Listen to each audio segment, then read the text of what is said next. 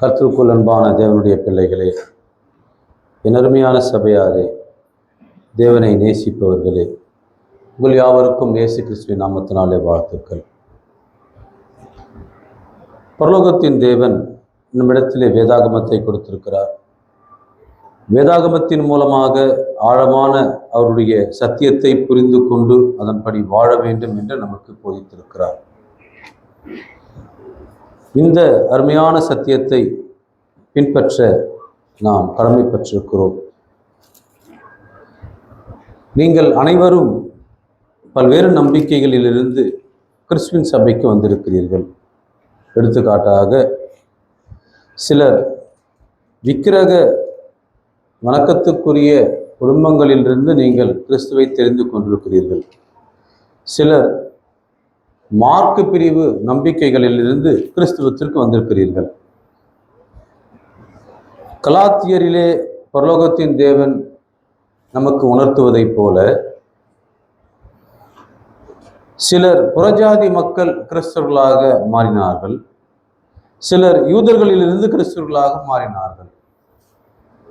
இப்படியாக எல்லாரும் கிறிஸ்தவர்கள் தான், எல்லாருக்கும் ஒரே சட்டம்தான், நமக்கும் கூட இப்பேற்பட்டதான சட்டம் தான் கொடுக்கப்பட்டிருக்கிறது. நீங்கள் வாசிக்க தெரிந்து கொள்ளப்பட்ட உபாகமம் 11ஆம் அதிகாரத்திலே 27, 28 வசனங்களிலே பரலோகத்தின் தேவன் உணர்த்துகிற மாபெரும் சத்தியத்தை கவனிப்பீர்களானால், இன்று நான் உங்களுக்கு கற்பிக்கிற உங்கள் தேவனாகிய கர்த்தரின் கற்பனைகளுக்கு கீழ்ப்படிந்தீர்களானால் ஆசீர்வாதமும், உங்கள் தேவனாகிய கர்த்தரின் கற்பனைகளுக்கு கீழ்ப்படியாமல் இன்று நான் உங்களுக்கு விதிக்கிற வழியை விட்டு விலகி நீங்கள் அறியாத வேறே தேவர்களை பின்பற்றுவீர்களானால் சாபமும் வரும். தேவனுடைய பிள்ளைகளே, ராமாபுரம் சபையாரே, உலகத்தின் மிக சிறந்த ஊழியக்காரர்களை நீங்கள் ஊழியக்காரராக பெற்றிருந்தீர்கள். அவர்கள் உங்களுக்கு போதித்த அந்த சத்தியம் ஆழமானது, ஆணித்தரமானது. வரதாபுரி என்று சொல்லப்படுகின்றதான அந்த அம்மாவை அங்கே பின்பற்றி கொண்டிருந்த ஒரு ஊரையே தேவனுடைய பிள்ளைகளாக அவர்கள் ஏற்படுத்த காரணமாக இருந்த ஊழியக்காரர்கள் ஆழமான சத்தியத்தை போதித்தார்கள். அதன்படி அவர்கள் நடந்தார்கள். அதன்படி அவர்கள் ஒவ்வொரு விஷயத்திலேயும் தேவனை பிரதானப்படுத்தினார்கள். ராமாபுரம் சபையார் எவ்வாறாக நடந்து கொள்ள வேண்டும்? ராமாபுரம் சபையார் எப்படி இருக்க வேண்டும்? நீங்கள் உங்கள் வாழ்நாளிலே, நீங்கள் உங்களுடைய நிகழ்வுகளிலும் ஒவ்வொரு நாள் நடவடிக்கைகளிலும் நீங்கள் யாரை பின்பற்ற வேண்டும், நீங்கள் எவ்வாறாக நீங்கள் இருக்க வேண்டும் என்பதை ஆணித்தரமாக போதித்த ஊழியக்காரர்கள் இருக்கிறார்கள். ஆனால் சமுதாயத்தில் என்ன நடக்கிறது? சமுதாய சீர்கேடுகள் எப்படி இருக்கிறது? இன்றைய மக்கள் எப்படி இருக்கிறார்கள்? பல்வேறு விஷயங்களிலே விக்கிரகங்களை அவர்கள் திருப்திப்படுத்துகிறார்கள். கடந்த ஜனவரி முதல் மார்ச் வரை அநேக ஊழியக்காரர்களுடைய வீடுகளிலே திருமணங்கள் நடைபெறுகிறதை நான் பார்க்கிறேன். அந்த திருமணங்கள் எந்த நாளிலே அவர்கள் ஏற்படுத்துகிறார்கள் என்று பார்க்கும்போது, உலக மக்கள் விரும்புகிற முகூர்த்த நாட்கள், அதுவும் அது சுப முகூர்த்த நாட்கள், வளர்ப்பிறை என்று சொல்லப்படுகின்றதான அந்த நாட்கள் கேலண்டரிலே போடப்பட்டிருக்கிற அந்த நாட்களிலே கிறிஸ்துவின் சபை ஊழியர்களுடைய திருமணங்கள் நடைபெறுகிறதை நான் பார்க்கிறேன். வேறு நாட்கள் இல்லையா? வேறு ஒரு சூழ்நிலைகள் இல்லையா? ஏன் அந்த நாட்களை பிசாசின் காரியங்களை நாம் செய்ய வேண்டும்? அப்படிப்பட்ட காரியங்களை நாம் ஏன் பின்பற்ற வேண்டும்? நீங்கள் இந்த வசனத்தை கவனிப்பீர்களானால், ஆசீர்வாதமும் சாபமும் எதனாலே வரும்? ஆசீர்வாதம் பரிசுத்த மெய்விவாகம் என்று சொல்லுகிறார்களே, அங்கே பரிசுத்தம் எங்கே இருக்கிறது? ஆசீர்வாதம் எங்கே இருக்கிறது? பிசாசை பின்பற்றுகிற மக்கள் செய்கிற காரியங்களை நாமும் செய்வோமானால் நாம் என்ன தேவனுடைய பிள்ளைகள்? அதைதான் உபாகமம் 11ஆம் அதிகாரம் 27, 28 வசனங்கள் சொல்லுகிறது. இன்று நான் உங்களுக்கு கற்பிக்கிற உங்கள் தேவனாகிய கர்த்தரின் கற்பனைகளுக்கு கீழ்ப்படிந்தீர்களானால் ஆசீர்வாதமும், உங்கள் தேவனாகிய கர்த்தரின் கற்பனைகளுக்கு கீழ்ப்படியாமல் இன்று நான் உங்களுக்கு விதிக்கிற வழியை விட்டு விலகி நீங்கள் அறியாத வேறே தேவர்களை பின்பற்றுவீர்களானால் சாபமும் வரும். ராமாபுரம் சபையாரே, உங்கள் நம்பிக்கைகள், அடிப்படை நம்பிக்கைகள், த பேசிக் ஃபெய்த் அண்ட் ஃபவுண்டேஷன் எவ்வாறாக இருக்கிறது? நீங்கள் எல்லாரும் பார்த்தீர்கள் என்றால் தேவ மகிமையற்ற ஒரு குடும்பங்களிலே அல்லது தேவனுடைய பக்தி இல்லாத ஒரு சூழ்நிலைகளிலே தான் இருந்து இந்த கிறிஸ்துவின் சபைக்கு வந்திருக்கிறீர்கள். ஏதோ தொழுகையை செய்கிறோம், ஏதோ பாடல்களை பாடுகிறோம், வேதவசனங்களை கவனிக்கிறோம் என்று இல்லாமல் உங்களுடைய வாழ்க்கையிலே ஆணித்தரமான இந்த வைராக்கியங்களை பின்பற்ற வேண்டும்.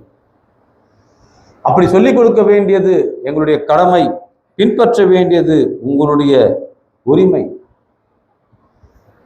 இதை நீங்கள் செய்ய வேண்டும். த டியூட்டிஸ் என்கின்ற கடமைகளிலே இவைகள் வருகிறதை நான் பார்க்கிறேன். எரேமியா அவர்கள் ஒரு காரியத்தை வலியுறுத்தி ஒரு வசனத்தை பதிவு செய்திருக்கிறார். இந்த வசனம் எத்தனை ஒரு முக்கியத்துவம் பெறுகிறதை நான் பார்க்கிறேன். ஏன் அந்த மக்கள் இவ்வாறாக நடந்து கொண்டார்கள் என்று அவர் கேட்கிறார். ஏன் அந்த மக்கள் இவ்வாறாக தன்னுடைய தெய்வங்களை மாற்றினார்கள் என்று கேட்கிறார். யாராகிலும் உலகத்திலே இப்படி செய்ய முடியுமா என்று கேட்கிறார். இப்படிப்பட்டதான காரியங்களை இஸ்ரேல் மக்கள் செய்தார்கள் என்பதற்காக அவர் எரேமியா 2ஆம் அதிகாரத்திலே அந்த வசனத்தை பதிவு செய்கிறதை நான் பார்க்கிறேன். பக்கம் 875, எரேமியா 2ஆம் அதிகாரம் 11ஆம் வசனத்திலே அவர் இந்த கேள்வியை பார்த்து கேட்கிறார். It's a question to the people of Israel. ஆவிக்குரிய இஸ்ரவேலராகிய நாமும் கூட இதை கவனிப்போம். எந்த ஜாதியாவது தேவர்கள் அல்லாத தங்கள் தேவர்களை மாற்றியது உண்டோ என்று பாருங்கள். எந்த ஜாதியாவது தேவர்கள் அல்லாத தங்கள் தேவர்களை மாற்றினது உண்டோ என்றும் பாருங்கள். என் ஜனங்களோ வீணானவைகளுக்காக தங்கள் மகிமையை மாற்றினார்கள். பார்த்தீங்களா? உலகத்திலே யாராகிலும் இப்படி செய்வார்களா? யாராகிலும் இப்படி செய்ய முடியுமா? தேவனுடைய பிள்ளைகளாகிய இஸ்ரவேலரே, உங்கள் தேவன் யார்? உங்களை வழிநடத்தினவர் யார்? உங்களை இவ்வாறாக இப்படிப்பட்ட ஒரு நன்மைகளை செய்தவர் யார்? நீங்கள் தேவர்களை மாற்றுகிறீர்கள், தேவனை மாற்றுகிறீர்கள். இப்படிப்பட்ட மாற்றம் உங்களிடத்திலே வந்ததற்கான காரணம் என்ன என்று அவர் கேட்கிறதை நாம் பார்க்கின்றோம். இப்படி நீங்கள் செய்யக்கூடாது என்பது அவருடைய விருப்பமாய் இருக்கிறதை நாம் பார்க்கின்றோம். அதே எரேமியா 2ஆம் அதிகாரம் 5ஆம் வசனத்திலே நாம் பார்க்கின்றோம்.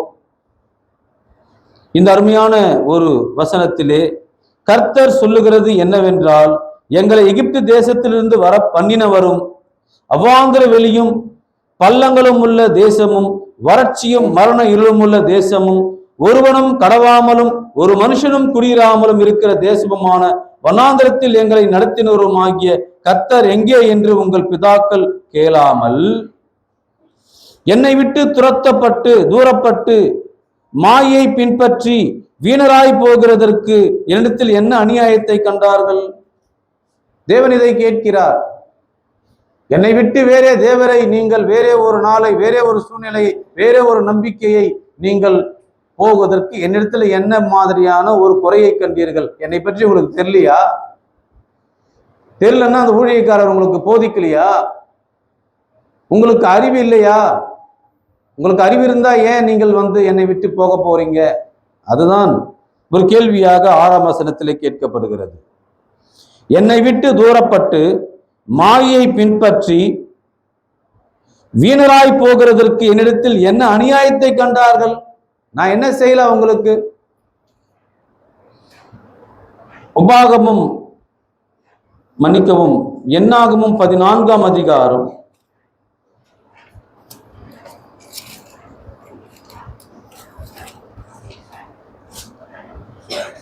14ஆம் வசனத்திலே பரலோகத்தின் தேவன் பேசுகிறார்.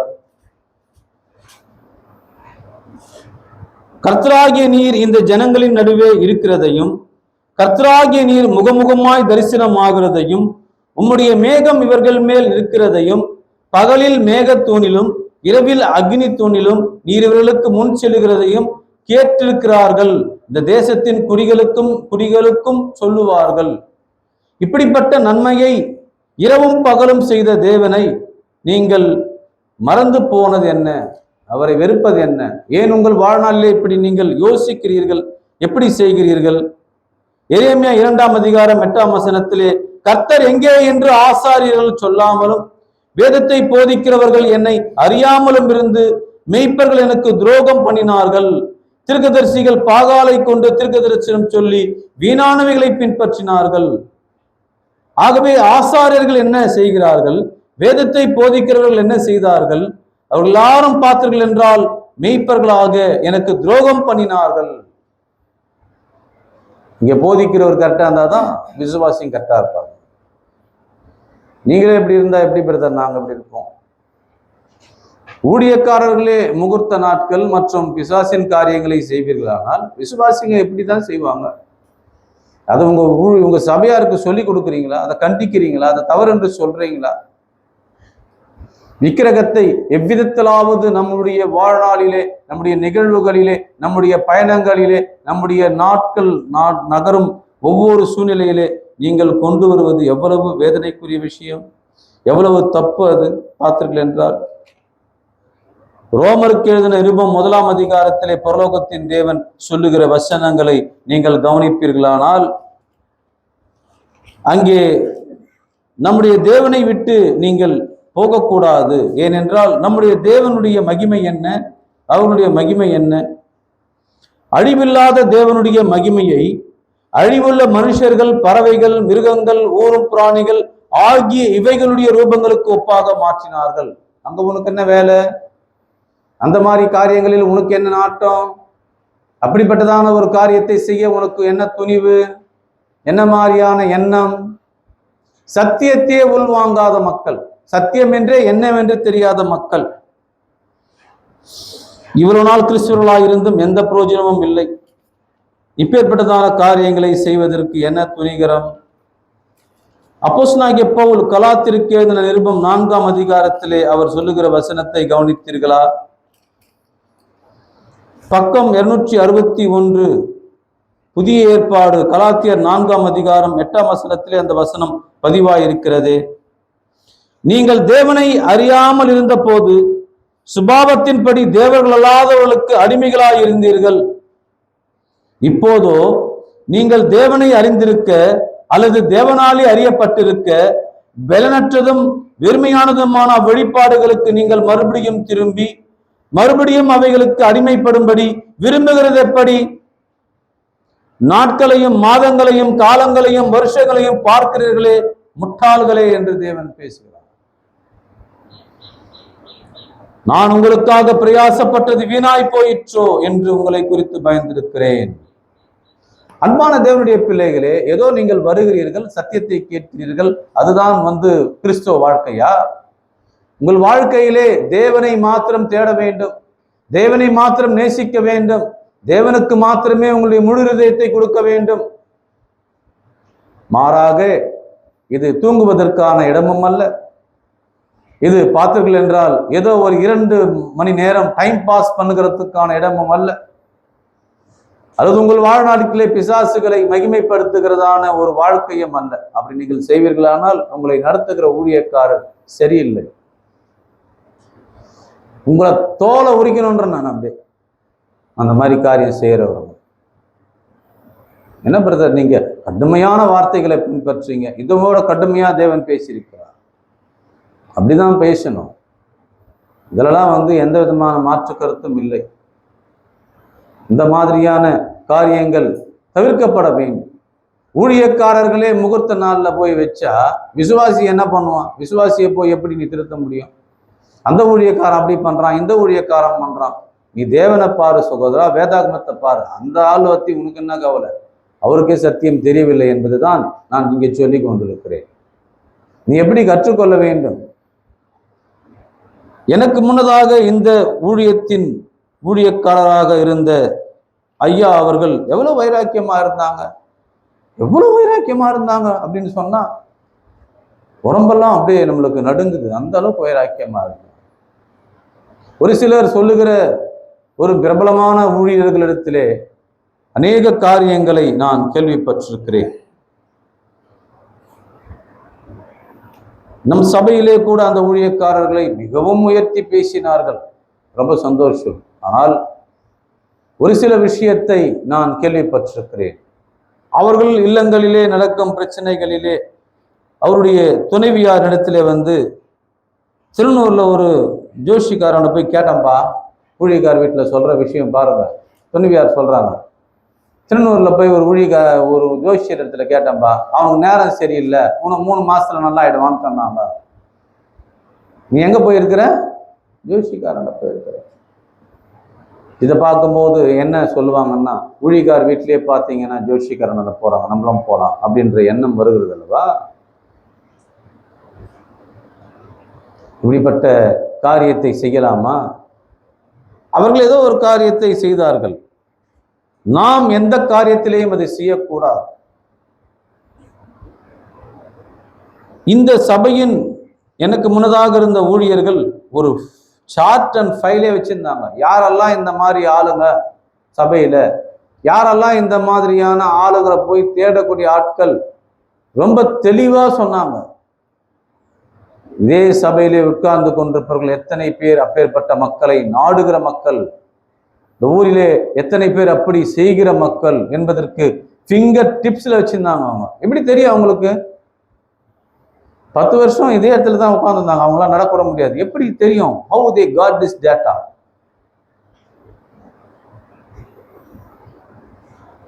இந்த டாஸ்மாக் கடை எங்க இருக்குது என்பதை குடிகாரன் கண்டுபிடிச்சிருவான். என்ன பண்ணுவான்? அவன் கண்டுபிடிச்சி எப்படி இருந்தாலும் போய் வாங்கிட்டு வந்துடுவான். அது மாதிரி இந்த மக்கள் யார் என்பதை ஊழியக்காரர்கள், நல்ல ஊழியக்காரர்களுக்கு தெரியும். நீ என்னமா ஸ்தோத்திரம் பண்ணா, என்னமா நீங்க ஐயா போட்டாலும், நீ பின்னாடி என்ன வேலை செய்யறன்னு அவங்களுக்கு தெரியுது. இதே கிராமத்தில் கிட்டத்தட்ட 80% மக்கள் கூட அப்பேற்பட்டதான நம்பிக்கையுள்ளவர்களாக ஜோஷியர்களையும் மந்திரவாதிகளையும் சூனியக்காரர்களையும் நாடுகிற மக்களாய் அவர்களுடைய வாழ்க்கையிலே பார்க்கிறேன். அப்பேற்பட்டதான துணிவு எப்படி ஏற்படுகிறது? ஏனதை செய்கிறார்கள்? ஒருத்தரை பார்த்து ஒருவர் இப்படிப்பட்ட காரியங்களை கற்றுக்கொள்ளுகிறார்கள். ஆனால் நம் தேவன் எப்பேற்பட்டவர் என்பதை நாம் உணராமல் இருக்கிறோம். சங்கீதம் 106 அதிகாரம் 13 சில வசனங்களை நான் வாசிக்கிறேன். சங்கீதம் 106 அதிகாரம் 13 சில வசனங்களை வாசிக்கிறேன். ஆனாலும் சீக்கிரமாய் அவருடைய கிரியைகளை மறந்தார்கள், அவருடைய ஆலோசனைக்கு அவர்கள் காத்திராமல் வனாந்தரத்திலே இச்சையுள்ளவர்களாகி அவாந்தர வெளியிலே தேவனை பரீட்சை பார்த்தார்கள். அப்பொழுது அவர்கள் கேட்டதை அவர்களுக்கு கொடுத்தார், அவர்கள் ஆத்துமாக்களிலோ இளைப்பை அனுப்பினார். பாளையத்திலே அவர்கள் மோசேயின் மேலும் கர்த்தருடைய பரிசுத்தனாகிய ஆரோனின் மேலும் பொறாமை கொண்டார்கள். பூமி பிளந்து தாத்தானை விழுங்கி ஆபிரகாமின் கூட்டத்தை மூடி போட்டது. அவர்கள் கூட்டத்தில் அக்கினி எரிந்தது, அக்கினி ஜுவாலை துன்மார்க்களை எரித்து போட்டது. அவர்கள் ஓரோபிலே ஒரு கன்றுக்குட்டியை உண்டாக்கி வார்ப்பிக்கப்பட்ட விக்கிரகத்தை நமஸ்கரித்தார்கள். பாத்தீங்களா, எவ்வளவு நன்மைகளை சேர்ந்திருந்தோம். ஓரேப் என்கின்ற ஊரிலே, காஞ்சிபுரத்துல கூட வந்து பாத்தீங்கன்னா ஒரிக்கை இருக்குது, அதை நினைச்சுக்க போறீங்க, பஸ் காட்டுற இடம். இது ஓரேப் என்ற இடத்துல என்ன பண்ணாங்க? ஒரு கன்றுக்குட்டியை உருவாக்கிட்டாங்க. இந்த கன்றுக்குட்டி எங்கே இருந்து அவர்கள் கற்றுக்கொண்டார்கள் என்றால், காம் என்கின்ற ஒரு தேசத்திலே கற்றுக்கொண்டார்கள். காம் என்றால் யார்? அவரு பார்த்தீர்கள் என்றால், நோவாவுக்கு 3 பிள்ளைகள் இருந்தார்கள், சேம், காம், யாப்பேத். காம் தேசம் எது தெரியுங்களா? எகிப்து தான் காம் தேசம். காமுடைய சந்ததியார் எல்லாரும் அந்த ஊர்ல இருக்கிறாங்க அப்படின்னு எங்க சொல்லுது? வேதாகமம் சொல்லுது, படிச்சுப்பாரு. இந்த சேம் என்கின்ற தேசம் எது? மெசொப்பொத்தேமியாவின் தேசம். இப்ப காம் என்கின்ற தேசம் எது? எகிப்தின் தேசம். இப்ப எகிப்தின் தேசத்திலே இவர்கள் அந்த கொள்கையை கன்றுக்குட்டியாக மாற்றி, நல்லா கவனிங்க, 20ஆம் வசனம் தேவனுக்கு எவ்வளவு வேதனையோடு சொல்றார் பாருங்க.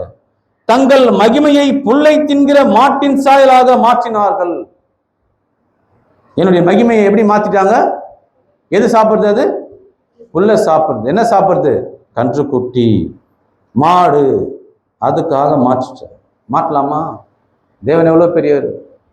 மாடை அந்த பெட்ரூம்ல கட்டி வச்சுக்கிற, அதுக்குன்னா பார்த்தீங்கன்னா ஸ்லீப் கம்பெனிலேருந்து பெட்டை வாங்கி போட்டு வச்சுக்கிறேன். மாட்டை கவனிச்சிங்கன்னா வாழை ஆட்டிக்கினே இருக்குது பார்த்தீங்களா? அது பாவம் இப்படி எல்லாம் உட்காருதுன்னு ஆட்டிக்கினே இருக்குது. பார்த்து மேயுது, நல்லா மேயுது. நீ போய் கேட்டு நின்று பார்க்கும். பார்க்குற நம்மளுக்கு நிறைய சாப்பிடணும், அதுக்கு மேய்ஞ்சிக்கினே இருக்கும். இன்னைக்கெல்லாம் மேயும் ஃபுல்ல.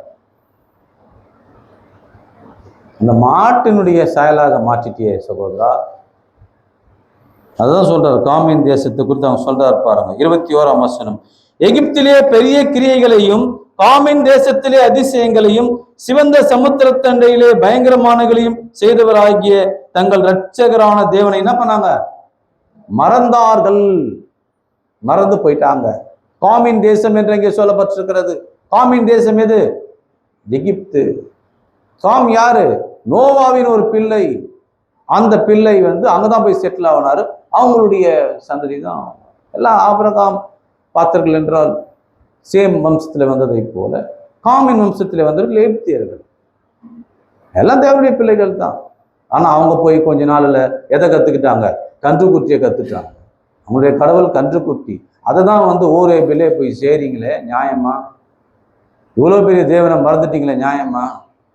உன் நிகழ்வுகளுக்கு இப்பேற்பட்டதான ஒரு நாளை தான் நீ குறிக்கணுமா? பிசாசின் காரியங்களை தான் செய்யணுமா? உன்னுடைய நல்லது கெட்டதுல பிசாசின் காரியங்களை செய்யணுமா? மிகுந்த ஒரு பிரம்மாண்டமான கிறிஸ்தவர்கள் என்று சொல்லிக் கொள்ளுகிற மக்கள் எல்லாம் அடிப்படை விஷயங்களை கூட விசுவாசிகளுக்கு சொல்லித் தருவதில்லை. நம்ம ஊர்ல கூட பார்த்தீங்கன்னா, நான் கவனிச்சேன், ஒரு ஐயா இறந்துட்டாரு. அந்த ஐயா வீட்டாண்ட டெய்லியும் மெழுகுவத்தி எரிஞ்சுக்குது ரோட்ல. நல்லா வெயில் காஞ்சிங்குதாங்க. காலங்காலத்தில் 9 மணிக்கு என்ன எரியுது? மெழுகுவத்தி எரிஞ்சுங்க. எதுக்காக எரி விடுறாங்க? அது ஒரு சாங்கியம். இப்படிப்பட்டதான சாங்கியங்களை செய்யறாங்க. கல்லறையில போய் படையல் போடுறாங்க, அது ஒரு சாங்கியம். கல்லறையில போயிட்டு இந்த மாதிரி காரியங்களை மெழுகுவத்தி எரி விடுறாங்க, அது ஒரு சாங்கியம். வீட்டில் பார்த்தீங்கன்னா ஒரு போட்டோ வச்சு அணையா விளக்கு எரி விடுறாங்க, அது ஒரு சாங்கியம். ஒரு போட்டோ வச்சுக்கலாம், அது விளக்கு எரி போறது ஒரு சாங்கியம். எத்தனை சாங்கியங்கள் நம்ம சபையில் உள்ள நல்ல வளர்ந்த சகோதரர்களுக்கு நம்ம சொன்னா அப்ப புரியாது. 15 நாள் வரக்கூடாது, வீட்டிலே தான் இருக்கணும், இறந்தவங்க மண்ணை மெரிக்க கூடாது, அதை மெரிக்க கூடாது. இந்த வாரம் எடுத்துட்டு போயிட்டாங்கன்னா அடுத்த வாரம் நீ சபை நடத்த சபைக்கு கர்த்தருடைய பந்தி எடுக்கணும். உன்னை யார் நெத்த சொன்னா? உனக்கு யார் அந்த அதிகாரம் கொடுத்தா? நான் இன்னைக்கு சொன்னா நீ கோச்சிப்ப, உனக்கு சத்தியம் தெரியல, நீ கிறிஸ்துவன். அதை தான் சொல்றாரு கலாத்தியர்ல. நீ அதை விட்டுட்டு வந்துட்ட. இந்த வாரம் இங்க ஒருத்தர் இறந்துட்டாருன்னா துணிவியா இருக்காங்கன்னா அடுத்த வாரம் சர்ச்சைக்கு வந்தா வரணும். நீ எதுக்கு உட்கார வச்சுங்கிற? உனக்கு யார் அந்த அதிகாரம் கொடுத்தா? நான் கேட்டா அவங்க சொந்தக்காரன் சொன்னான்னு சொல்லு. அவங்கள நம்பி வந்தியா? தேவனை நம்பி வந்தியா சகோதரா? என்ன மாதிரியான விசுவாசம்? உன்னுடைய நடக்கைகள்லாம் அப்ப பார்க்கும் போது ஆச்சரியமா இருக்குது. சரி, கொஞ்ச நாள் ஆகும், நம்ம பொறுமையா அவங்களுக்கு சொல்லலாம். சொன்னா கேட்டுப்பாங்க. சொல்லி கொடுக்கணும் சகோதரர், நம்ம சொல்லி கொடுக்கணும். சபையாருக்கு சொல்லி கொடுக்காமையே நம்ம இருந்தா எப்படிங்க? சொல்லி கொடுத்தாதான் அவங்களுக்கு தெரியும். 1 பேதுரு 1ஆம் அதிகாரம்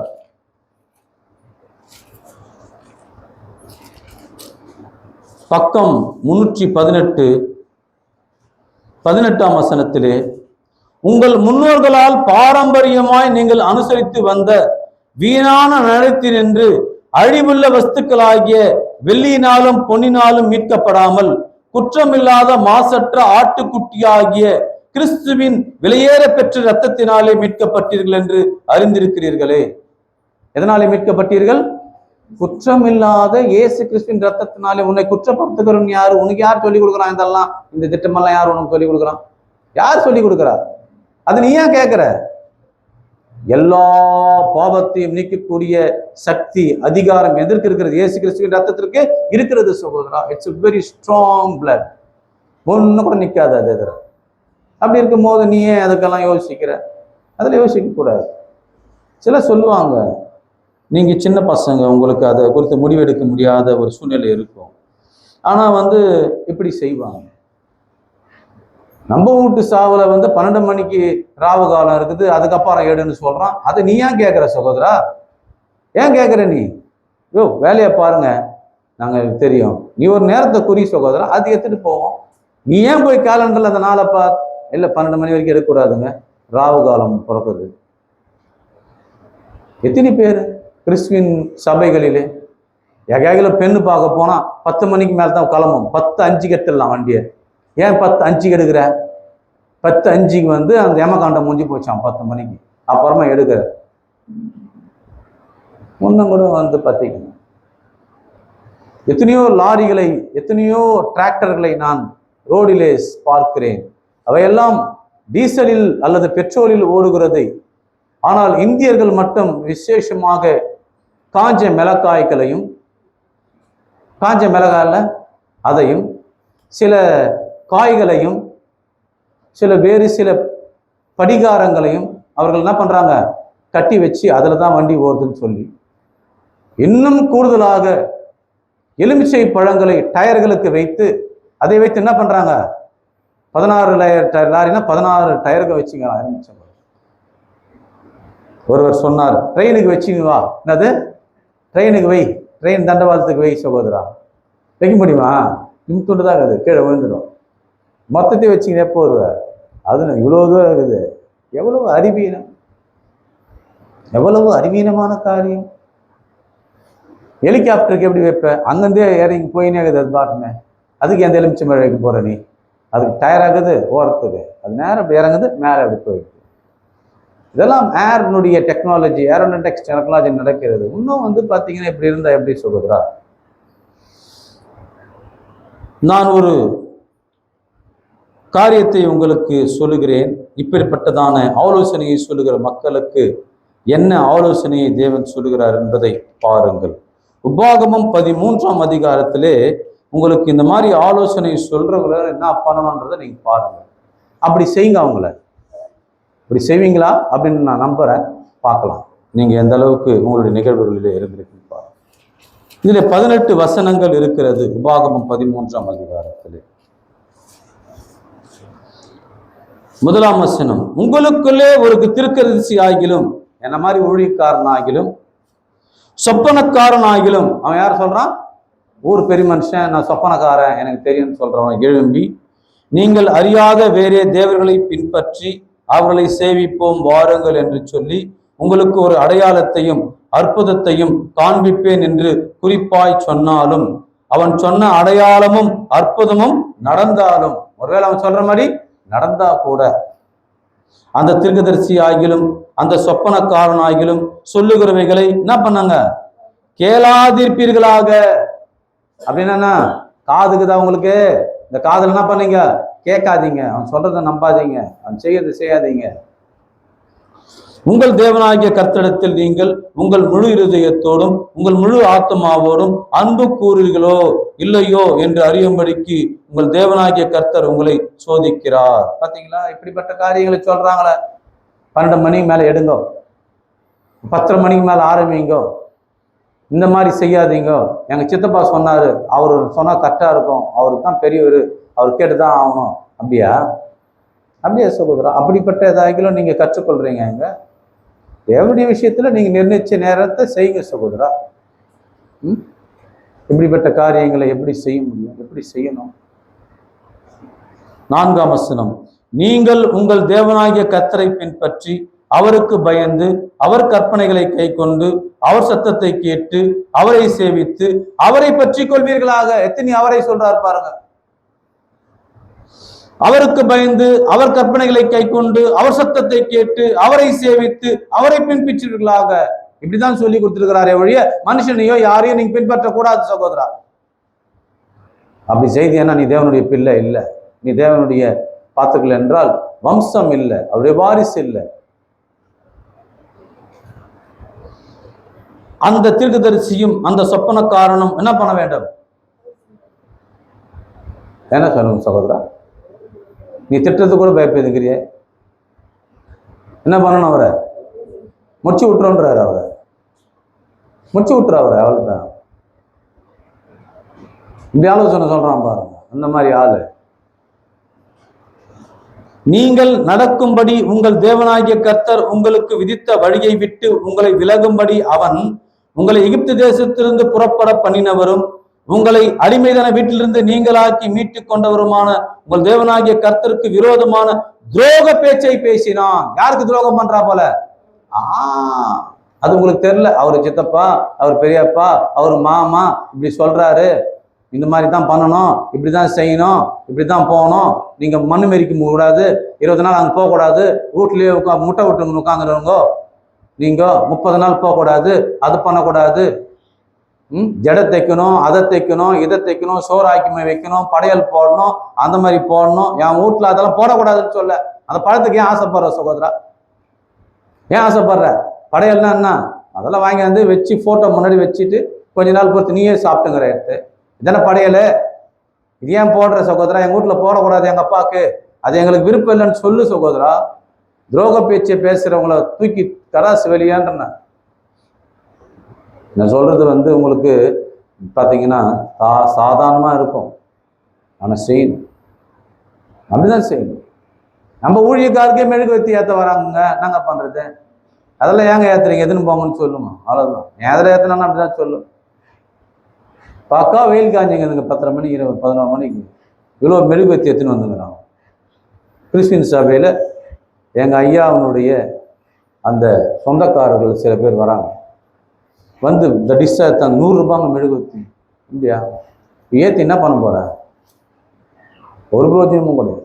அதை நீ வந்து என்ன பண்ணுற பார்த்தீங்கன்னா நீ ஊக்குவிக்கிற. அப்படி செய்யக்கூடாது, எந்த விதத்திலையும் செய்யக்கூடாது சகோதரா. பாருங்க அடுத்தது 6வது வசனம். உன் தாய்க்கு பிறந்த உன் சகோதரனாகிலும் உன் குமாரனாகிலும் உன் குமாரத்தி ஆகிலும் உன் மார்பில் உன் மனைவி ஆகிலும் உன் பிராணனை போல் இருக்கிற உன் சிநேகிதனாகிலும் உங்களை நோக்கி, பார்த்தீங்களா எத்தனை பேர் பட்டியலிடுறாரு? உயிர் நண்பன் சொல்றாரு. யாரு உயிர் நண்பன்? அவர் தான் பிராணனை போல சிநேகிதன். அங்க பாருங்க பட்டியலிடுறாரு. உன் தாய்க்கு பிறந்த உன் சகோதரனாகிலும் உன் சகோதரனாகிலும் உன் குமாரனாகிலும் உன் குமாரத்தி ஆகிலும் உன் மார்பில் உள்ள உன் மனைவி ஆகிலும் உன் பிராணனை போல் இருக்கிற உன் சிநேகிதனாகிலும் உன்னை நோக்கி நாம் போய் வேறே தேவர்களை சேவிப்போம் வாருங்கள் என்று சொல்லி உன்னை சுற்றிலும் உனக்கு சமீபத்தில் ஆகிலும் உனக்கு தூரத்தில் ஆகிலும் தேசத்தின் ஒரு முனை தொடங்கி மறுமுனை மட்டும் உள்ள எவ்விடத்தில் ஆகிலும் இருக்கிற ஜனங்களுடைய தேவர்களை நீயும் உன் பிதாக்களும் அறியாத அந்நிய தேவர்களை சேவிக்கும்படி ரகசியமாய் உன்னை ஏவி விட்டால். எப்படி பண்றாங்க? நாள் பார்த்துன்னு வந்துரு. இது எப்படி எல்லாம் பாக்குறாங்க? நாள் பார்த்துன்னு வந்துரு, அந்த மாதிரி வந்துரு. ரமேஷ் அடைக்கலாம் இரு, நான் சொல்ற இடத்துல போயிட்டு தாயத்தை போடு. பார்த்தீங்கன்னா கடம்பத்தூர் பஜார்ல மருந்து விற்குது, வாங்கி போட்டு கோழிக்கறில் கலந்து கூட அவனுக்கு, அதுக்குன்னு முன்னே அவங்க வீட்டில் சண்டை வந்துட போகுது. ஒரு எடுத்துக்காட்டுக்கு சொன்னேன், அப்படி போட்டு கொடு, அதை மாதிரி பண்ணு. இப்படி உலக மக்கள் ஆலோசனை சொல்றாங்க, இப்படிப்பட்ட காரியங்களை செய்யறாங்க. பார்த்தீங்கன்னா 21 நாள் அவனை வர வைக்கிறான் பாருங்கன்றாங்க, மந்திர காரியங்களை சொல்றாங்க, தந்திர காரியங்களை சொல்றாங்க. 8ஆம் வசனம். நீ அவனுக்கு சம்மதியாமலும் அவனுக்கு செவி கொடாமலும் உன் கண் அவன் மேல் இரக்கம் கொள்ளாமலும் அவனை தப்ப விடாமலும் அவனை ஒளித்து வைக்காமலும் என்ன பண்ண வேண்டும்? அதுவும் பார்த்தீர்கள் என்றால் யாராயிருந்தாலும் உன் தாய்க்கு பிறந்த உன் கூட பிறந்த சகோதரனா இருந்தாலும் உன் பிள்ளையா இருந்தா கூட உன் பொண்ணா இருந்தா கூட உன் மனைவியா இருந்தா கூட உன் பிராணனா இருக்கிற சிநேகிதனா இருந்தா கூட 9ஆம் வசனம். அவன் என்ன பண்ண வேண்டும்? அவனை கொலை செய்து போட வேண்டும். பாத்தியா? உங்க அப்பா அம்மா இருந்தா கூட விட்டக்கூடாது, உன் அண்ணன் தம்பியா இருந்தாலும் விடக்கூடாது, உன் மனைவியா இருந்தா கூட விட்டக்கூடாது, உன் புள்ள இருந்தா கூட விடக்கூடாது, உன் பொண்ணா இருந்தா கூட விடக்கூடாது, உனக்கு ரொம்ப உயிர் சிநேகிதன்றான் பாரு, அவனை கூட விடக்கூடாதுன்றார். அவனை கொலை செய்வதற்கு முதல் உன் கையும் பின்பு சகல ஜனத்தின் கையும் அவன் மேல் இருக்கக்கூடாது. முதல் யார் தான் கொலை பண்ணணும்? நீயே அவனை முடிச்சிருன்றார். முடியுமா? அந்த அளவுக்கு தேவனுடைய வசனம் வாய்ஸ்ல இறங்கணும். இதெல்லாம் வந்து ஊழியக்காரங்க, எனக்கு முன்னே இருந்த ஊழியக்காரங்க ஃபுல்லா இறக்கிட்டாங்க. அவங்க அண்ணன் தம்பி யாரையும் பார்க்க மாட்டாங்க. அவங்க தேவனுடைய பிள்ளைன்னா அப்படி தேவனுடைய பிள்ளை தான். ஸ்ட்ராங்கா இருக்கணும். உனக்கு அண்ணன் தம்பி பாசம், அவங்க மேல இது ஒரு தேவனுடைய நிகழ்ச்சி வச்சா இன்னைக்கு வரமாட்டேன், சர்ச்சுக்கு நின்று போற சகோதரா. நான் சொன்னா இன்னைக்கு நீ கோச்சிப்ப. இன்னைக்கு வந்து படிக்குத உங்க வீட்டுல ஒரு நிகழ்வுன்னு வச்சுக்க, நீங்க நின்றுற சர்ச்சுக்கு வராம. இந்த மாதிரி என் வீட்டுல ஒரு விஷயம், அண்ணன் தம்பிங்கெல்லாம் கூட சேர்ந்துன்னு சொல்லுது. அன்னைக்கு நான் சொன்னா நீ கோச்சிப்ப. இன்னைக்கு சொல்றேன் கேட்டுக்குது. இதுதான் சத்தியம். 10ஆம் வசனம். அடிமைதன வீடாகிய எகிப்து தேசத்திலிருந்து உன்னை புறப்பட பண்ணின உன் தேவனாகிய கர்த்தரை விட்டு விலகும்படி அவன் உன்னை ஏவினபடியினால் அவன் சாகும்படி அவன் மேல் என்ன பண்ணான்? கல்லெறிய கடவாய். பாத்தியா? இஸ்ரவேல் யாவரும் அதை கேட்டு பயந்து இனி உன் நடுவே இப்படிப்பட்ட தீமையான காரியத்தை செய்யாதிருப்பார்கள். அப்பதான் பயம் வரும்.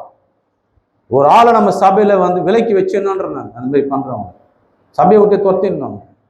ரொம்ப தீவிரமா பண்றவங்க நிறுத்திட்டீங்கன்னா அப்போ சபை தெரிஞ்சிடும்.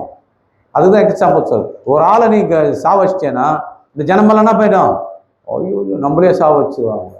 தேவன் சொல்ற ஆலோசனை இது. ரொம்ப கடினமா இருக்குதுங்க ஐயா நீங்க பேசுறது. நானா பேசிங்கிறேன். உபாகமத்தில் யார் எழுதுறாரு? மோசே பதிவு செய்யறாருங்க. இதை மோசே இதை பதிவு செய்யறாரு. 12ஆம் வசனம்.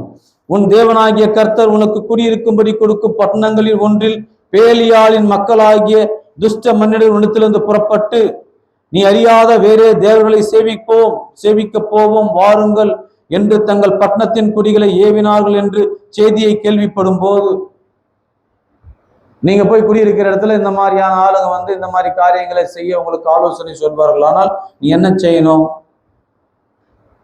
14ஆம் வசனம்.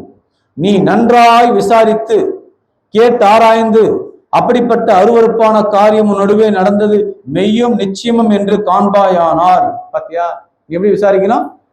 நன்றா விசாரிச்சு. நம்ம ஆளுங்க கூட கோயிலுக்கு போயிருக்காங்களா?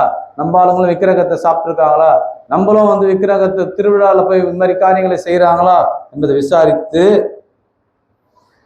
அந்த பட்டணத்தின் குடிகளை பட்டயக்கருக்கினாலே வெட்டி அதையும் அதிலுள்ள யாவற்றையும் அதன் மிருக ஜீவன்களையும் பட்டயக்கருக்கினால் சங்காரம் பண்ணி அதில் கொள்ளையிட்டதை எல்லாம் அதன் நடுவீதியிலே கூட்டி உன் தேவனாகிய கர்த்தருக்கு என்று அந்த பட்டணத்தையும் அதில் கொள்ளையிடப்பட்ட யாவற்றை முழுவதையும் அக்னியிலே சுட்டெரிக்க கடவாய். பாத்தீங்களா? இந்த மாதிரி ஆலோசனை சொல்றான் பார் ஊர்ல, அவனை கூட முடிச்சு விட்டுருன்ற. அது இனி கட்டப்படாமல் நித்திய மண்மேடாய் இருக்க கடவது. சபிக்கப்பட்ட பொருள்களில் ஒன்றும் உன் கையில் இருக்க வேண்டாம்.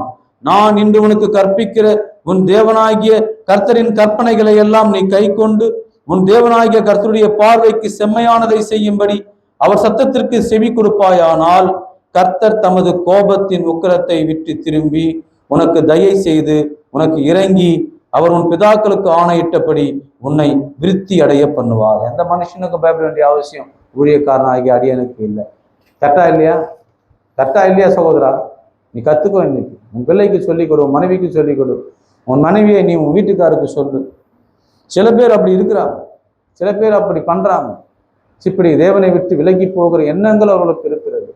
அப்படிப்பட்ட காரியங்களை செய்யக்கூடாது என்பதற்கு ஆணித்தரமாக இந்த வசனம் பேசுகிறதை நாம் பார்க்கின்றோம். எரேமியா 16ஆம் அதிகாரத்திலே ஒரு வசனத்தை நான் உங்களுக்கு ஞாபகப்படுத்த விரும்புகின்றேன். அற்புதமான அந்த வசனத்தை நீங்கள் எல்லாரும் கவனிக்கும்படி நான் உங்களை கேட்டுக்கொள்கிறேன். அங்கே எரேமியா 16ஆம் அதிகாரம் பக்கம் 895 20ஆம் வசனம். மனுஷன் தனக்கு தேவர்களை உண்டு பண்ணலாமோ? அவைகள் தேவர்கள் அல்லவே என்று சொல்லப்பட்டிருக்கிறது. ஆதலால் இதோ இப்பொழுது நான் அவர்களுக்கு தெரிய பண்ணுவேன், என் கரத்தையும் என் பலத்தையுமே அவர்களுக்கு தெரிய பண்ணுவேன். என் நாமம் யெகோவா என்று அவர்கள் அறிந்து கொள்வார்கள். நீங்க அந்த மாதிரி காரியங்களை போகக்கூடாது. எந்த ஒரு சூழ்நிலையும் எதுவுமே செய்யக்கூடாது. வெயில் காலத்துல பார்த்தீர்கள் என்றால் இப்ப மே மாசம் வரும், இப்போ ஆடி மாசம் வரப்போகுது. அதுக்கு அப்புறம் கூழ் ஊற்றுவாங்க. என்ன பண்ணுவாங்க? கூழ் ஊற்றுவாங்க. நாங்கள் பிறந்த ஊருக்கு பக்கத்திலே பெரியபாளையம் என்ற ஒரு இடம் இருக்கிறது. அங்கே ஒரு அம்மாவை அவர்கள் அடிப்படையாக கொண்டு அந்த கூழை ஊற்றுவார்கள். அவர்கள்தான் அம்மையை கொடுக்கிறார்கள் என்றும், இப்படி கூழ் ஊற்றுவதனாலே சில காரியங்களை செய்வதனால அந்த அம்மா இறங்கி போயிடுவாங்க, 3 தண்ணி ஊற்றினான்னு சொல்லுவாங்க. இப்படியெல்லாம் ஜனங்க என்ன பண்ணுறாங்க, நம்புறாங்க. என்ன பண்ணுறாங்க, நம்புறாங்க. அவங்க பேர் ஆத்தான்னு சொல்லிட்டு கூட அந்த பேரை சொல்லி ஆத்தான்னு போட்டு ப்ளஸ் ஆத்தா, அந்த அம்மா இறங்கி போயிடுவாங்கன்னு சொல்கிறாங்க. ஆக்சுவலாக சயின்ஸ் படிக்கிறாங்க, அது ஒரு ஸ்மால் பாக்ஸ், அது ஒரு வைரஸ் தான். அது என்ன பேர், வைரஸ். அதே போல் பார்த்துக்கல என்றால் பிக் பாக்ஸ், அது ஒரு பெரிய அம்மை, அதுக்கு ஒரு ஒழிக்கப்பட்டது. ஸ்மால் பாக்ஸுக்கு தான் இங்கே வேக்சின் போடுறாங்க. இந்த வேக்சின்லாம் போட்டுன்னு வந்து சின்ன குழந்தையில நீ இன்னும் அந்த நம்பிக்கையை கொண்டு இருக்கிறதா? எப்படி? வேப்பல் என்பது ஒரு நீம் ட்ரீ, ஒரு மரம். அதில் வந்து அதனுடைய குணாதிசயம் கசப்புத்தன்மை. அது என்னமோ அந்த அம்மா வந்து காப்பிரைட் வாங்கிட்ட மாதிரி அந்த அம்மா இலை அப்படின்னு சொல்லிட்டு வச்சுக்கிட்டு இருக்காங்க. நம்ம ஊரில் கூட பார்த்தீங்கன்னா 3 இலை ஒரு எலுமிச்சம்பழம், 3 இலை ஒரு எலுமிச்சம்பழம், 3 இலை எலுமிச்சம்பழம். இங்கே இருக்கிற மரத்தில் வேப்ப மரமெல்லாம் காணும். நம்ம ஊரில் எல்லாம் கடையை வச்சு அதை வாங்கி வெஹிக்கிள்ஸுக்கு வண்டியில் போட்டுடுறாங்க. என்ன பண்ணுறாங்க, இவையெல்லாம் அறியாமை. இந்த காரியங்கள் கிறிஸ்துவர்கள் நாம் செய்யலாகாது. இப்படிப்பட்ட காரியங்களை எல்லாம் நாம் செய்யக்கூடாது. இப்படிப்பட்ட வைராக்கியம் உள்ள மக்களாக இருக்க வேண்டும். இப்படிப்பட்டதான வைராக்கியம் உங்களுக்கு இருக்குமானால் நீங்கள் தேவனுடைய பிள்ளைகளாக இருப்பீர்கள், தேவன் உங்களுடைய இருப்பார். 1 கொரிந்தியர் 10ஆம் அதிகாரம்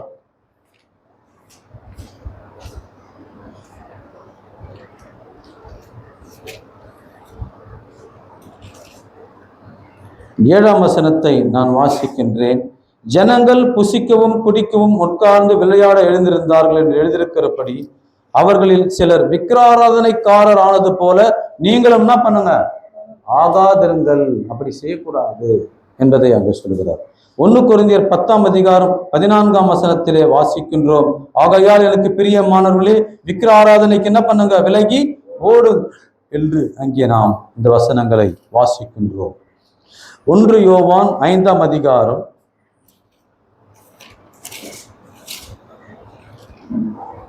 21ஆம் வசனத்திலே நாம் கடைசியாக யோவான் அவர்கள் இந்த நிருபத்தில் எழுதுகிற வசனம் தான், பிள்ளைகளே நீங்கள் விக்கிரகங்களுக்கு விலகி உங்களை காத்துக்கொள்வீர்களாக. ஆமீன். என்ன பண்றாரு, அதுக்கு விலகுங்க. இப்படிப்பட்ட காரியங்களை எவ்விதத்திலும் உங்கள் வாழ்க்கையில செய்யாதபடிக்கு பாருங்க. இதற்காக வைராக்கியமா வாழுங்க. அந்த காரியங்களை நீங்கள் செய்யாதபடி இருங்க. மனிதனுடைய யோசனைகளை நீங்கள் செய்யாதபடிக்கு பாருங்க. தேவனையும் தேவனுடைய வசனங்களையும் தேவனுடைய நியமங்களையும் அவருடைய அருமையான உபதேசங்களையும் பின்பற்றுங்க. அதுக்கு தான் நாம் கிறிஸ்தவர்களாக வந்திருக்கிறோம். அதை நாம் கடந்து வந்து விட்டோம். மறுபடியும் அந்த பக்கம் போகக்கூடாது என்பதற்காக இதை நான் உங்களுக்கு சொல்கிறேன். கொலேசியர் 3ஆம் அதிகாரம்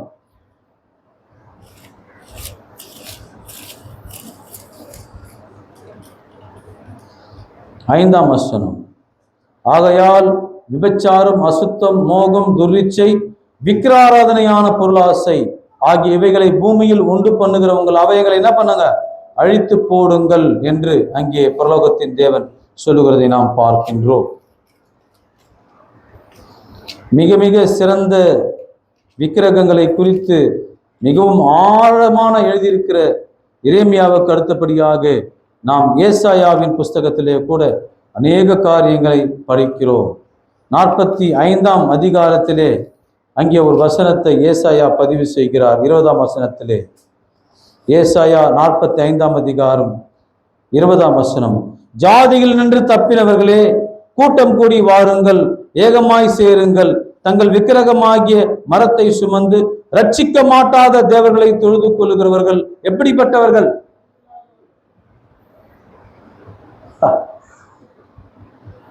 எப்படிப்பட்டவர்கள் என்றால் அறிவில்லாதவர்கள். நோ சேன், உனக்கு அறிவு இல்லை.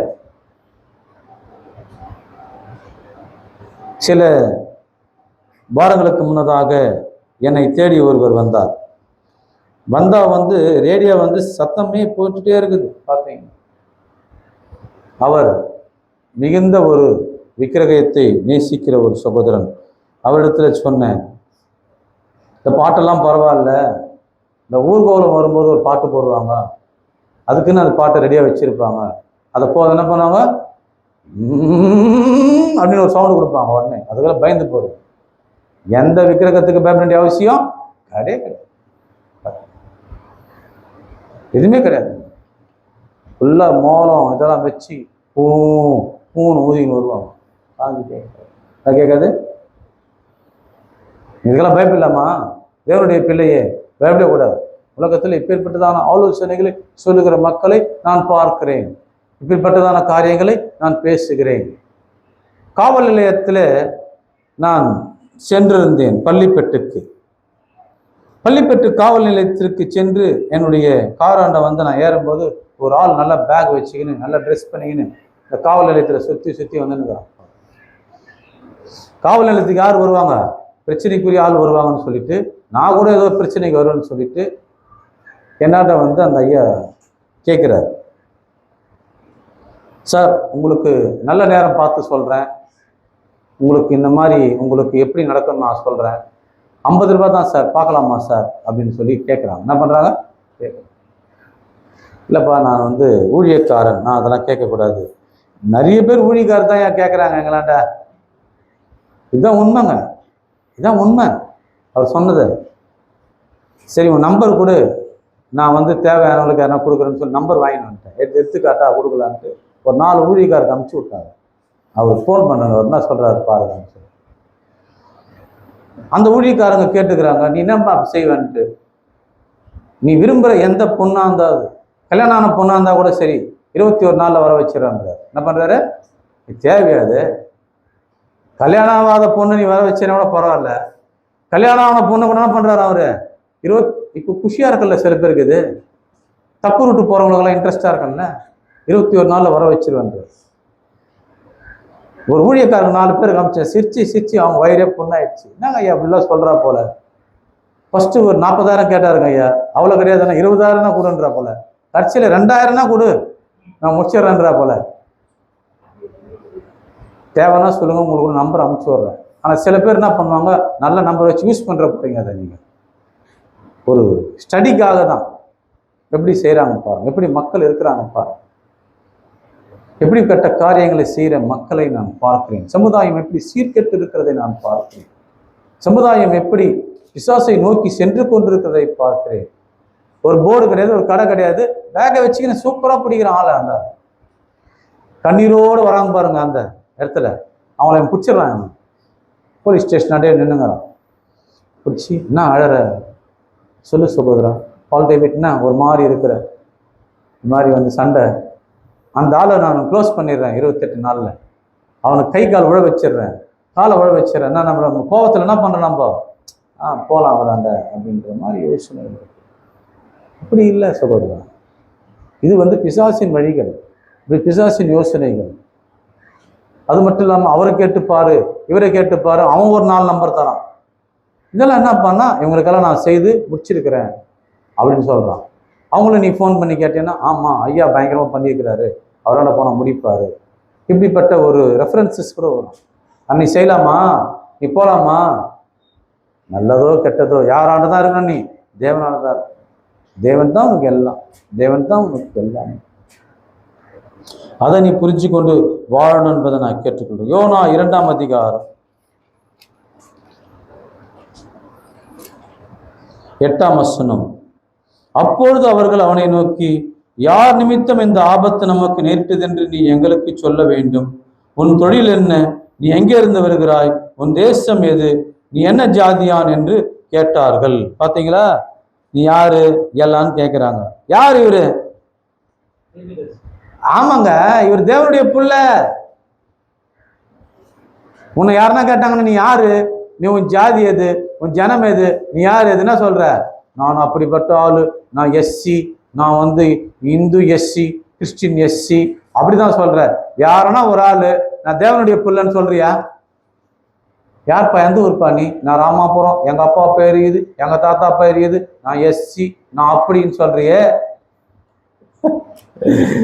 அவர் சொல்றாரு பாருங்க, நல்லா தேவனுடைய கரெக்டா சொல்ற. அதற்கு அவன், நான் எபிரேயன், சமுத்திரத்தையும் பூமியையும் உண்டாக்கின பரலோகத்தின் தேவனாகிய கர்த்தரிடத்தில் பயபக்தி உள்ளவன் என்றான். பாத்தீங்களா, அது மாதிரி நீ சொல்றியா சகோதரா? நீ யாருன்னா நான் தேவனுடைய பிள்ளைன்னு சொல்றியா? அது உனக்கு சப்புன்னு இருக்குது, தர்பூஸ் மாதிரி மாதிரி. எல்லா பழமும் நல்ல ருசியா இருக்கா தர்பூஸ்ல? சில சப்புன்னு இருக்கும். ஐயா சரியில்லைப்பா அந்த பழம், அது மாதிரி சப்புன்னு இருக்குது. உனக்கு சொல்ற ஆன்சர் சப்புன்னு இருக்குது சகோதரா. சொல்றாரு பாருங்க, கேள்வி பதில் என்ன பாருங்க. கேள்வி என்ன? அப்பொழுது அவர்கள் அவனை நோக்கி, யார் நிமித்தம் இந்த ஆபத்து நமக்கு நேரிட்டது என்று நீ எங்களுக்கு சொல்ல வேண்டும். உன் தொழில் என்ன? நீ எங்கிருந்து வருகிறாய்? உன் தேசம் எது? நீ எந்த ஜாதியான் என்று கேட்டார்கள். அதற்கவன், நான் எபிரேயன், சமுத்திரத்தையும் பூமியையும் உண்டாக்கின பரலோகத்தின் தேவனாகிய கர்த்தரிடத்தில் எப்படிப்பட்டவன்? பயபக்தி உள்ளவன். அப்ப ஏன் ஓடுற? தேவன் அதனாலதான் அவரை பிடிக்கிறாரு. விட்டுறதில்ல அவங்கள. தேவனுடைய பிள்ளைகளை அவர் பிடிச்சே தீர்வாரு. அவரை கண்டிப்பா விட மாட்டார் தேவன். நீங்களாம் தேவனுடைய பிள்ளைங்களா தான் அவங்கள பிடிச்சிருக்கிறாரு. மறுபடியும் இங்க எதுக்கு அந்த பிசாசாண்ட போனோம்? எப்படிப்பட்ட காரியங்களை செய்யணும்? நியாயாதிபதிகள் புஸ்தகத்திலே மறுபடியுமாக நான் ஒரு வசனத்தை உங்களுக்கு இந்த காலை வேளையிலே ஞாபகப்படுத்த விரும்புகின்றேன். நியாயாதிபதிகள் புஸ்தகம் 10ஆம் அதிகாரம்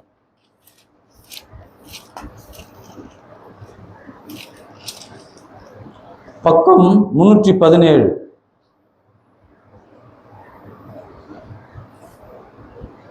நான் மாதிரி ஒரு கேள்வி கேட்கிறாரு பாருங்க. இங்க பாருங்க 14ஆம் வசனம். நீங்கள் போய் உங்களுக்காக தெரிந்து கொண்ட தேவர்களை நோக்கி முறையிடுங்கள், அவைகள் உங்கள் ஆபத்து காலத்தை உங்களை ரட்சிக்கட்டும் என்றார். பாத்தீங்களா? தேவன் அவர்களை பார்த்தீர்கள் என்றால் ரட்சித்திருக்க, ஆனால் அவர்கள் எப்பேற்பட்ட காரியங்களை செய்தார்கள்? 10ஆம் வசனம். அப்போது இஸ்ரவேல் புத்திரர் கர்த்தரை நோக்கி முறையிட்டு, உமக்கு விரோதமாய் பாவம் செய்தோம், நாங்கள் எங்கள் தேவனை விட்டு பாகால்களை சேவித்தோம் என்றார்கள். கர்த்தர் இஸ்ரவேல் புத்திரரை நோக்கி, எகிப்தியரும் எமோரியரும் அம்மோன் புத்திரரும் பெலிஸ்தரும் சீதோனியரும் அமலேக்கியரும் மாகோனியரும் உங்களை ஒடுக்கும் சமயங்களில் நீங்கள் என்ன நோக்கி முறையிட்ட போது நான் உங்களை அவர்கள் கைக்கு நீங்களாக்கி ரட்சிக்கவில்லையா? நான் உங்களை என்ன பண்ணேன்? ரட்சித்தேன். அப்படி இருந்தும் நீங்கள் என்னை விட்டு அந்நிய தேவர்களை சேவித்தீர்கள். ஆகையால் இனி உங்களை என்ன பண்ண மாட்டேன், உங்களுக்கு நான் கை விட்டுருவேன். உங்களை போங்க. இப்ப போய் சொல்லுங்க, நீங்கள் போய் உங்களுக்காக தெரிந்து கொண்ட தேவர்களை நோக்கி முறையிடுங்கள், அவைகள் உங்களை ஆபத்து காலத்தை உங்களை ரட்சிக்க கூடும் என்றார். இஸ்ரவேல் புத்திரர் கர்த்தரை நோக்கி, பாவம் செய்தோம், தேவரீர் உம்முடைய பார்வைக்கு நலமானதை எங்களுக்கு செய்யும், இன்றைய மாத்திரம் எங்களை ரட்சித்தருளும் என்று சொல்லி அந்நிய தேவர்களை தங்கள் நடுவிலிருந்து விலக்கிவிட்டு கர்த்தருக்கு ஆராதனை செய்தார்கள். அப்பொழுது அவர் இஸ்ரவேலின் வருத்தத்தை பார்த்து என்ன பண்ணாரு? அப்படி செய் சகோதரா, நீ போய் பாகால கேட்டுப்பார், பார்த்தீர்கள் என்றார். மாகோலை கேட்டுப்பார். நீ எத்தனை கடவுளை சொல்றாரு பாருங்க. இந்த மாதிரியான மோவாபியர் கடவுளாகிய அந்த மாகோ பார்த்தீங்கன்னா மாலோ என்ன பண்ணும்? நரபலி கேட்கும். என்ன பண்ணும்? இஸ்ரேல் மக்கள் என்ன பண்ணிக்கிறாங்க? தங்க பிள்ளைங்களை எத்தமாயிட்டு வெட்டிக்கிறாங்க அந்த கடவுளுக்கு. செய்யலாமா சகோதரா? எத்தனை ஊர் கடவுளை இவங்க பின்பற்றிக்கிறாங்க பாருங்க. எகிப்தியர், எமோரியர், அம்மோன் புத்திரர், பெலிஸ்தர், சீதோனியர், அமலேக்கியர், மாகோனியர். இதுல அவரு ஆன்டியா கேட்கிறார். தேவன் என்ன பண்றாரு? 14ஆம் வசனத்துல, நீங்கள் போய் உங்களுக்காக தெரிந்து கொண்ட தேவர்களை நோக்கி முறையிடுங்கள், அவைகள் உங்களை ஆபத்து காலத்தில் ரட்சிக்கட்டும் என்றார். அப்படின்னா என்ன அர்த்தம்? ஆபத்து காலத்துல ரட்சிக்க யாரால் தான் முடியும்? தேவனால் தான் முடியும் சகோதரா, பிசாசால முடியாது. அந்த பைய வச்சு சுத்தி தான் பாருங்க, அவன் என்ன சிம்பிள் ரிலீஃப் சொல்லலாம், ஏதோ ஒரு ரிலீஃப் தரலாம். ஆனால் உங்களுக்கு பரலோக ராஜ்யத்தையும் நித்திய ஜீவனையும் உங்களுக்கு எல்லா நன்மையும் செய்யக்கூடியவர் யார் தான்? தேவன் மட்டும்தான் அப்படின்றது வசனத்தை உறுதிப்படுத்துது பாருங்க. பாருங்கள், லேவியராகமம் 19ஆம் அதிகாரம்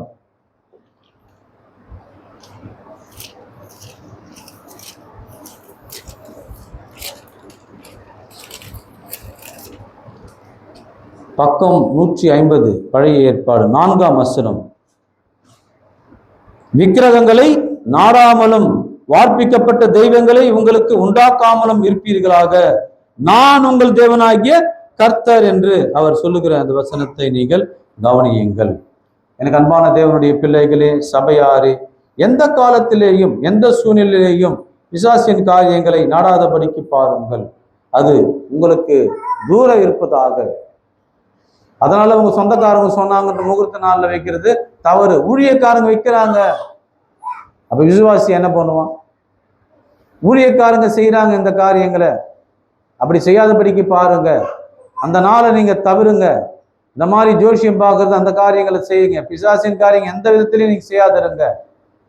நீங்க உங்க வீட்டுல சாவு நடக்கும் போதும், உங்க வீட்டுல ஏதாவது ஃபங்க்ஷன் நடக்கும் போதும் இப்படி வந்து நிறைய தொல்லை பண்ணுவாங்க. அப்படி செய்யுங்க, இப்படி செய்யுங்க, அதெல்லாம் பண்ணுங்க. எனக்கே சொல்றாங்க, இந்த மாதிரி வந்து என்னைக்கையா ஃபங்க்ஷன் வச்சுக்கிறீங்க? சனிக்கிழமை வச்சுக்கலாங்க. சனிக்கிழமையா? அந்த நாள் வந்து அப்படிப்பட்ட நாளுங்க. அப்படிங்க. இப்போ திங்கக்கிழமை கூட வானாங்க, புதன்கிழமை வைங்க. என்னைக்கு வைங்க? புதன்கிழமை வச்சிருங்க. நாங்கள் இது மாதிரி வந்து வச்சிடலான்னுக்கிறோம், ஒரு 12 மணிக்கு வச்சிடலான்னுக்கிறோம். ஐயோயோ ஏமா கண்டா ஐயா அந்த டைம்ல 11லேருந்து 12:30 மணி வரைக்கும் என்னது எம்மகான். 12:30 மணிக்கு மேலே வைங்க. இதெல்லாம் யார் ஆலோசனை சொல்றது? சொல்றாங்க. பிரியாணி செய்கிறவங்க, இப்படி செய்கிறவங்க, அப்படி செய்கிறவங்க, உங்கள் வீட்டு கடைக்கால் வைக்கிறவங்க, வாஸ்கால் வைக்கிறவங்க, இந்த மாதிரி வேலை செய்கிற மக்கள் எல்லாம் காரியங்களை தான் உங்கள் வீட்டில் விடுறாங்க. நீங்கள் செய்யக்கூடாது. வெளியே தெத்து அந்த ஆளை வேற ஆளை வை. கட்டாளியா நான் சொல்றது? நாங்கள் எங்களுக்கு கற்பூரம் ஏற்றிக்கிறோம் ஐயா, அதெல்லாம் ஏற்றக்கூடாதுங்க. நீ யாருடைய பேரை? தேவனுடைய வேலை. ஜெபம் பண்ணி ஆரம்பி. ஜெபம் என்ன மறந்து போற சகோதரா? நீ ஜபானே உனக்கு தெரியல. ஜபான்ன்றது உனக்கு கசக்குது, அப்படியே எட்டிக்காயா கசக்குது உனக்கு. ஆனா இது மாதிரி அது வாங்கியா, இது வாங்கியா, இது வாங்கியா, அது வாங்கியா, இது வைங்கி, சாங்கியம் வைன்னா இஷ்டமா செய்யற. ஐயோ அப்படின்னு சொல்லிட்டு பயந்துன்னு போய் செய்யற. ஆனால் தேவனுடைய விஷயத்துல ஜெபம் பண்ணான்னா ஜபம் நம்மளே பண்ணிக்கலாம், விடு, அதுக்குன்னா அதுக்கு ஊழிக்காரு அப்படின்னு நினைக்கிறேன். ஆனா இதெல்லாம் சொன்னாங்கன்னு வச்சுங்க, இதெல்லாம் செய்யறதுக்கு தயாரா இருக்கிற பார்த்தீங்கன்னா, கூடுதலா வந்து பார்த்தீங்கன்னா இங்க பாத்திரம் கட்டாத, அங்க கிச்சன் வைக்காத, இது ஒண்ணு பண்ணாத, அது செய்யாத. இது பேர் என்ன சாஸ்திரம்? வாஸ்து. வாஸ்து. அது மாதிரி நீ செய்யற பார்த்தீங்கன்னா எல்லாமே அப்படிதான் செய்யற சகோதரா. இப்படி உலகமே கெட்டு போய்க்குது. நீ என்ன பண்ற? யாருடைய பிள்ளை? தேவனுடைய பிள்ளை. ஜெபம் பண்ணி செய். ஜெபம் பண்ணி செய் சகோதரா. ஜெபம் பண்ணி உன் காரியத்தை நடப்பு. நீ பரலோகம் போனோன்னா இதுதான் செய்யணும். எந்த விதத்திலையும் பிசாசை கொண்டு வராத, அந்த ஆலோசனையை கேட்காத, உன் பிள்ளைகளுக்கு சொல்லி கொடுக்காத, உன்னுடைய மனைவிக்கு சொல்லி கொடுக்காத, உன்னுடைய சொந்தக்காரர்களுக்கு சொல்லி கொடுக்காத. இப்படி யாரு சொன்னாலும் அவங்க என்ன பண்ணணும் அப்படின்றத போயிட்டு உபாகம் 13ஆம் அதிகாரம் படி, பச்சு கதையை முடி. நானும் போயிட்டு வரேன், தேவங்களோடு இருப்பார். இப்படி செய்யும்படி பாருங்க சகோதரா. தப்பு பண்ணாதீங்க தயவு செய்து. எனக்கு ஆத்திரத்தை ஊற்றுவாதீங்க. எனக்கு ஆத்திரம் இல்லை, தேவனுக்கு எவ்வளோ ஆத்திரமா இருக்கும் பாருங்க. செய்யாதீங்க. இருக்கும்படி பாருங்க. தேவனுக்கு இருப்பாராக.